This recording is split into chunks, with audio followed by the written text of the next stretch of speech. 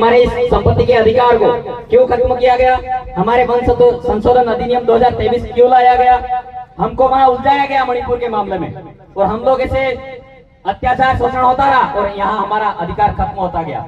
इसलिए मेरे साथियों, हमारे समाज में उन्नति लाने के लिए हम लोगों को जितना मंचों पे भाषण कर देने से, तालियां बजाने से, देने से हमारे समाज का उत्थान नहीं होगा।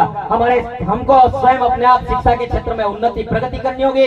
हमारे वाला लड़का शिक्षक बनना चाहिए, हमारे वाला बच्चा डॉक्टर बनना चाहिए, हमारे वाला लड़का आईएएस बनना चाहिए, हमारे वाला भाई है वो आईएएस आरएस ऑफिसर बनना चाहिए, तब जाके, और हमारे वाला इस क्षेत्र से नुमाइंदा लोकसभा में जाना चाहिए, तब जाके हमारे पॉलिसियों में बैठना चाहिए। तो हमारी पॉलिसी में जब सवाल आए तब सच्चे स्वतंत्र सोच से वो बात कर पाए कि ये गलत है, ये सही है। आज तक हमारे भारत देश में आदिवासियों के साथ ठुकराघात हो रहा है, और मैं तो धन्यवाद देना चाहता हूँ यूएनओ संयुक्त राष्ट्र संघ पूरे 193 देशों के लिए मानव संवर्धन संरक्षण के लिए काम कर रहा है। अगर वो नहीं बताता ये सरकार हमको बताती भी नहीं। बोलो एक बार संयुक्त राष्ट्र संघ के लिए भी तालियां बजाएं आप लोग, क्योंकि इतनी बड़ी देन है कहीं ना कहीं। और साथियों मित्रों, बड़ा समझने का विषय, सोचने का विषय है कि हम लोग आज भी हमारे यहाँ पर शिक्षा के क्षेत्र को अपनाना नहीं चाह रहे। अब दूसरा समाज तो आपको, मुस्लिम समाज कह रहा है कि आप नमाज पढ़ो, उनका अपना अपना उपासना करने का धार्मिक स्वतंत्रता है भारत देश में। आपका हिंदू समुदाय आपको कह रहा है आप मंदिर आओ, कह रहा है कि आप सभी से सवाल है मेरा, सब लोग अपनी अपनी पूजा आस्था करने का हक है। किसी जाति धर्म का मैं विरोध नहीं करूंगा, क्योंकि हमारे समाज को समझाना है। मैं हमारे समाज को उतना समझा पाऊंगा, वही जानकारी हमारा समाज स्थानांतरित करेगा, क्योंकि हम लोगों को सभी जाति समुदाय में सर्वाइव करना पड़ता है। अकेले आदिवासी की मेरी दुकान होगी, मेरे अकेले आदिवासी से दुकान चल जाएगी क्या? नहीं चलेगी। मैंने खुद ने ये कहनी नहीं चाहिए। मैंने भारत देश की अभी गर्मी के दिनों में 1 महीना पूरी यात्रा की थी बिना पैसों से। जहाँ राम बोलना पड़ता है राम भी बोलना पड़ता है, सलाम बोलना पड़ता है सलाम भी बोलना पड़ता है, जय श्री कृष्ण बोलना पड़ता है वहां बोलना पड़ता है। हमको उच्च नीच का भेदभाव नहीं करना, हमें क्या करना है ये हमें पता होना चाहिए मेरे साथियों। इसीलिए आज की स्थिति में बता रहा हूँ, हमारे यहाँ के इस क्षेत्र के पूरे क्षेत्र के लोग आज रोडों पर भीख मांग रहे, मालिक है यूं कह रहे हम तो पटके खा रहे, वहां कुछ मिल नहीं रहा वैसे। और 9 अगस्त आता है तो हमारे कल्चर, बोली भाषा, रीति रिवाज, परंपरा बचाने का सभी मानव समुदाय को हक है। लेकिन उस टाइम के भैंस घूम गई हो वैसे, लठ रगड़ के जाते हैं बाजार में होके, कहीं जंगल में भैंस घूम गई हो वैसे। भाई अपना प्रोग्राम है, कल्चर है, अच्छे से आइडेंटिफाई करो ताकि विश्व यूएन संयुक्त राष्ट्र संघ भी सर्वे करे तो यार भारत में कितने सभ्य आदिवासी रहते हैं, उनके कल्चर को सहेजने के लिए काम कर रहे हैं। ये सोच भाई मेरे साथियों समझना होगा हमें। और अभी भी हमारे वाले जो, मैं किसी मंदिर जाने के लिए रोकने का प्रयास नहीं करूंगा। आपको तर्क शक्ति में मजबूत होना है, चिंतन करना है, मनन करना है, क्या मैं सही कर रहा हूँ क्या गलत कर रहा हूँ। मैं आप सभी से सवाल करना चाह रहा हूँ, पूरे देश की मीडिया को भी सवाल करना चाहता हूँ। हमारे आदिवासियों के लिए जहाँ धार्मिक स्थल है, हमारी कुलदेवी पूजा उपासना प्राकृतिक संरक्षण के लिए हम लोग प्रकृति की पूजा करते हैं, मान गए। लेकिन हमारे किसी अंबाजी के मंदिर में हमारा आदिवासी कोई अध्यक्ष है, वहाँ चेयरमैन है, मैं ये कहना चाहता हूँ आप सभी से। हमारे वाले भाई मतलब पैसा डालते हैं, किसको पैसा वापस रिटर्न मिल रहा है। मैं तो ये कहना चाहता हूँ, मेरे मंच के माध्यम से बोलने से कोई आईएएस आरएस नहीं बन जाएगा, लेकिन आप में चिंतन तर्क करने की बुद्धि आएगी। इसीलिए मेरे साथियों, जो मंदिर जाने वाली भीड़ को खाना नहीं देकर, जो स्कूल जाने वाली भीड़ को पेन पेंसिल कॉपी और रबड़ पाठ्य सामग्री देनी चाहिए, इस भारत का भविष्य बदल जाएगा, मैं ये कहना चाहता हूँ। इसीलिए मेरे साथियों समझने की जरूरत है, बहुत सारे वक्ता है। इसी प्रकार जो आज हम बैठे हैं और यहाँ मंच पर जोरावर जी कह रहे थे, मैं सभी भाइयों को भी कहना चाहता हूँ, हमारी परिवार की विचारधारा के मुझे काम करते हैं, तो हमारे इस मंच पर प्लीज करके आप जूते पहन के कोई भी नहीं चढ़े। ये बात कवरेज करने की नहीं है, ताकि हम लोग पुरखों की कदर करें, पुरखों से हमको पुनर्जीवित जो विचार है हमको मिले, पुरखों के विचार स्थानांतरित करें। माफी चाहूंगा संचालन भाइयों को, ऐसा अन्यथा नहीं लेवे, लेकिन हमारे ये पुरखे खड़े हैं आज, हमारे 365 दिन की 365 दिन बलिदानियों की बदौलत आज इनके समक्ष सामने रखे हैं ये, और हम बैठे हुए हैं। ये इतनी सस्ते में आजादी और हमको देश में यहाँ बैठने के लिए सौगात नहीं होती थी आप लोगों को, और ये हमारे यहाँ क्षेत्र के सभी मानव समुदाय के लोगों को साथ में लेकर चलना है।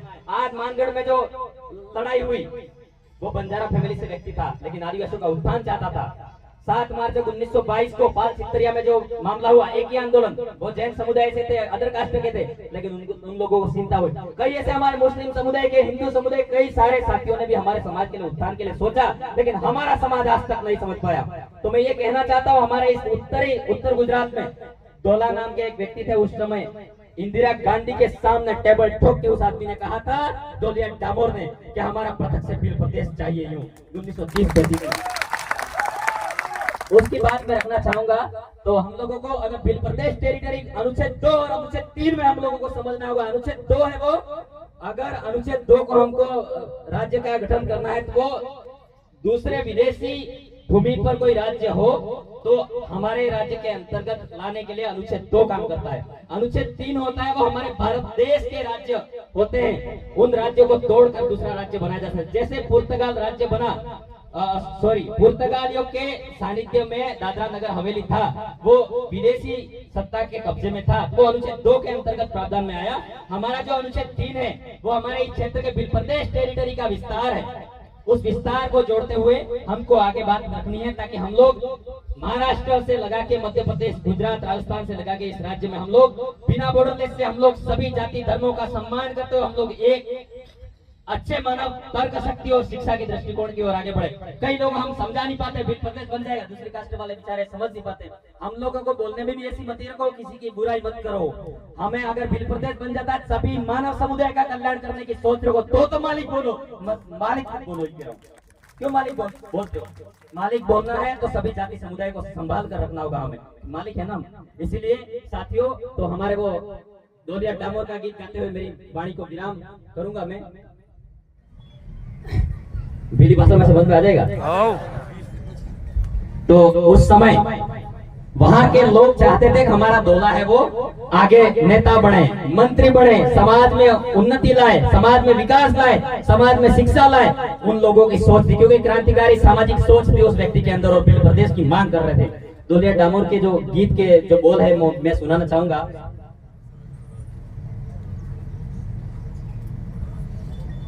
राही नहीं के वो बोले डोलिया, ताई बोलावे अणी पराजा मैं, अंग्रेज वालो राजा है डोलिया, ताई बोलावे अणी पराजा मैं, इंदिरा गांधी हो मोलड़ा जो डोलिया, तई बोलावे अणा पराजा मैं, नेयाला जमीन तई नेयाला डोलिया, तई बोलावे अणा पराजा मैं, आपड़ो है पौड़ी आपड़ो डोलिया, तई बोलावे अणा पराजा मैं, केने होला कणा वालो जाए डोलिया, तई बोलावे अणा पराजा मैं, ओ बेया तंदा सन रूड़ो गोमाही डोलिया, तई बोलावे अणा पराजा मैं, ओ ब्याहटा मोर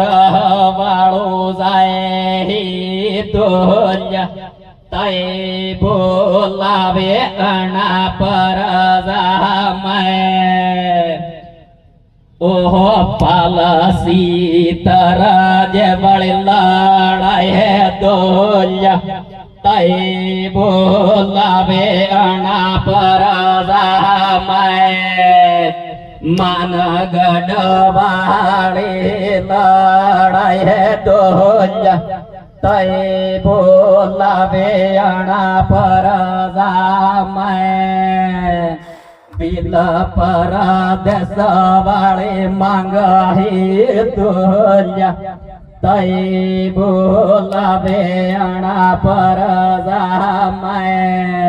बहुत बहुत धन्यवाद। तो हमारे डोला के जो मांग थे और डोला को इस तरीके से समझकर डोला डामोर को लोग कहते थे कि आप प्रजा में जाओ, आप शासन में जाओ, तब हमारा भील प्रदेश बनेगा। उस व्यक्ति का उत्तर गुजरात के धंधासण गांव के जो हमारे डोला डामोर थे, डोला लखमा यानी कि डोला पिता लक्ष्मण नाम था, उनके पिताजी का लक्ष्मण नाम था।